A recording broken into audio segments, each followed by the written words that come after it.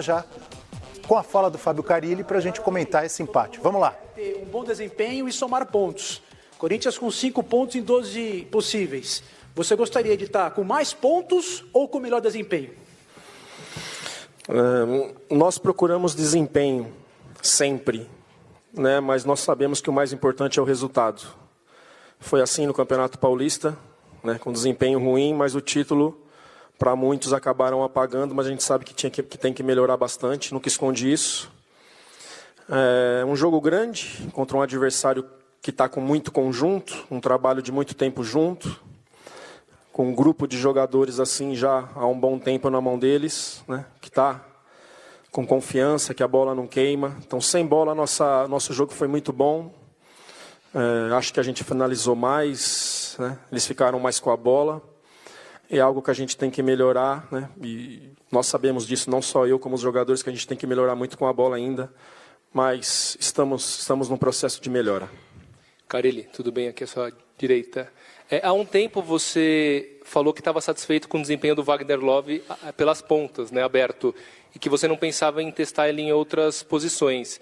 Contra o Vasco ele começou jogando na referência e hoje também ele entrou jogando como centroavante. De fato você repensou isso e você pensa agora no Wagner Love como eventualmente um concorrente do Gustavo e do Bocelli?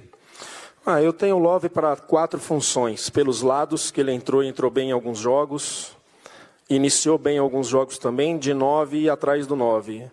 A questão de ter colocado ele contra o Vasco é que eu tinha que rodar mesmo o time. Gustavo está machucado um tempo, a sequência do Bozelli, por isso que eu fiz as mudanças lá por necessidade e não por estratégia. E hoje, assim, eu achei nosso time mal, tecnicamente, o primeiro tempo, errando. O Mauro, o Sornosa também errando muitos passes, assim, que a gente sabe que não erra.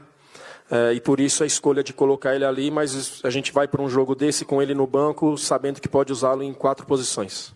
Carilli, ainda à sua direita, raramente no futebol brasileiro se tem uma semana para treinar, e você teve, acho que pela primeira vez em 2019.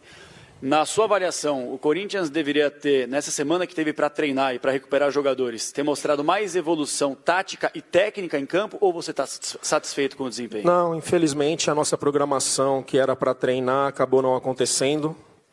Acabou entrando na questão de recuperação. O Cleison na terça-feira não treinou. A gente teve cuidado com alguns jogadores, a ideia era essa, mas eu tive que repensar. Então a gente trabalhou mais na questão da recuperação do que de treino, pela sequência que nós fizemos e pela sequência que a gente vai ter. Então foi mais trabalho muscular junto com treinamentos, né? Não foi bem como eu queria, era a expectativa essa. Isso vai acabar acontecendo só na parada da Copa América. E até em cima disso, Fábio, como o time não evoluiu nessa semana, é justo falar que o Corinthians acertou a defesa, hoje defendeu bem. Falta evoluir a partir daí, como se fosse um início de temporada? A gente evoluiu em tudo, cara. A gente está buscando posições ainda. Né? O Vital fez um baita jogo lá, um ótimo jogo pela esquerda, mas o Cleison bem, tentei ele para a direita. O Pedrinho perdi no aquecimento, entrou com as costas travadas após o aquecimento, que seria um jogador para a gente ir mais para frente mesmo, para tentar fazer algo diferente durante o jogo. A gente evoluiu, a gente chutou, a gente está com saída. O que está me incomodando nesse momento são os erros de passe simples, que aí você acaba não descansando. É descansar com a bola. A gente tem roubado a bola bem, mas tem entregado para o adversário muito rápido. Fábio, tudo bem? Eu queria que você falasse a sua ideia no segundo tempo, porque o Cleison, você traz ele para dentro, ele vira ali o meia, né? Que você tinha até falado na coletiva da sua intenção num futuro próximo, enfim, joga o Ramiro mais para o canto e ele centralizado, enfim, rodando ali entre os volantes. Eu queria que você falasse, é uma tendência, foi um teste, você gostou? E também do Regis, por favor, que entrou no final e fez uma boa movimentação ali. Falando eu mudei um pouquinho a forma de jogar pela dificuldade que a gente estava tendo. Eu adiantei os 2 laterais, né, algo que é difícil da gente fazer, porque a bola não estava chegando, e coloquei o Cleison para rodar mais perto do 9, por dentro, para trabalhar como um armador. Sem pensar lá no futuro, foi realmente uma questão ali de jogo. E o Regis é esse jogador mesmo que a gente espera, de jogar ali perto da área, perto do 9, tem ótima finalização, tem uma boa entrada na área, né? Aos poucos ele vai conquistando o espaço dele. Carilli, Pensando na maratona que o Corinthians vai entrar, né? Esses 10 jogos começaram hoje, né? Enfim, contra o Grêmio. Depois do jogo contra o Flamengo, quarta-feira, que é um jogo importante pela Copa do Brasil, você pensa em rodar a equipe de novo no Brasileiro? Como é que você está pensando essa maratona aí até a parada para a Copa América? Tudo vai depender muito do que vai acontecer na segunda-feira no sorteio da Sul-Americana, né? Então, eu sei que para o jogo do Flamengo, pelo tempo que eu tenho e a semana que eu tive para recuperar a parte física, eu sei que eu tenho os jogadores inteiros para quarta, aí depois a gente pensa no que fazer no sábado, e aí já tem, segunda-feira a gente sabe o que vai acontecer na Sul-Americana, pode jogar na terça, pode jogar na quarta, pode jogar na quinta. Esse vai ser o nosso grande desafio até a parada da Copa América.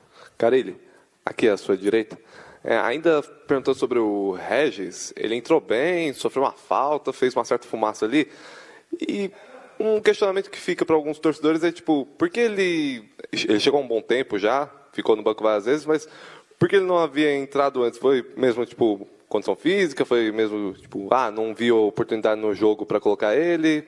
O que aconteceu? Eu já falei muito sobre isso, então só vou repetir. Eu acabei escrevendo o Regis numa fase muito decisiva do Campeonato Paulista, onde não dá para se fazer testes. Então veio, já integrou, já começou a viajar juntos. Né? Jogo contra o São Paulo no Morumbi. Eu tenho o Júnior Urso, sou forçado a fazer uma substituição por parte física, parte médica. Contra o São Paulo, volto a fazer aqui em casa uma substituição na parte final do Henrique, zagueiro, por condução. Chapecoense, sai o Fagner com dor no adutor, tem que pôr o Michel. Então são circunstâncias do jogo, né? Então está há muito tempo aqui, só que ele não podia ser inscrito. Só foi inscrito quando a gente classificou para a fase final do Campeonato Paulista. E a ideia era colocá-lo lá contra o Vasco, no lugar do Jadson. Estava programado para isso, mas aí Matheus Vital e Richard perde por cãibra e cansaço. Então a gente não consegue programar essas coisas, o dia a dia vai mostrando. Carille, boa noite. Eu gostaria que você... Usualmente você não fala sobre isso, mas hoje eu vi você um pouco irritado, os dois times irritados, com a arbitragem do Marcelo de Lima Henrique. Pica muito o jogo, fala demais, enerva e você estava um pouco irritado. Esse tipo de arbitragem também prejudica o andamento da partida? Com certeza. O Marcelo, eu acho ele um bom técnico até, um bom árbitro tecnicamente, né? Mas gesticula demais e dá a impressão que quer parecer mais que jogadores e vem, levanta os braços e muda. É algo que eu quero entender, tá, gente? Isso está sendo uma pergunta para vocês e eu quero saber. Bola do Grêmio, pênalti para o Grêmio, ele para o jogo e a bola é do Corinthians depois? Para mim está errado, né? Ou deixa seguir, depois olha, foi ou não foi, e dá o pênalti, né? Mas a partir do momento, a bola tinha que ser do Grêmio, pô. Então, eu não olho só para o meu time, eu assisto jogos, eu vejo, eu não entendi isso, eu quero entender até para eu depois passar para os meus jogadores o que eu tenho que fazer. Bola na mão, pênalti, olha, não dá o pênalti e a bola fica na mão do Cássio. Se fosse contra eu ia reclamar, não sei se o Renato reclamou disso. Eu quero entender, as coisas ainda estão um pouco estranhas e são detalhes que podem fazer a diferença. Eu nem sei o que deu a sequência da bola na mão do Fagner. Não sei se o Grêmio tinha chance, se a bola ficou com a gente, eu não sei. Mas a partir do momento que ele dá um pênalti e depois volta atrás e não dá, no mínimo tinha que voltar essa bola para o goleiro do Grêmio, enfim, né? Ainda o negócio está meio estranho, a gente tem que deixar mais claras as coisas até para orientar os jogadores. Fábio, tudo bem? A impressão que deu com essa partida é que o Corinthians melhorou um pouco, principalmente o meio-campo ali, com os passes, triangulações, etc.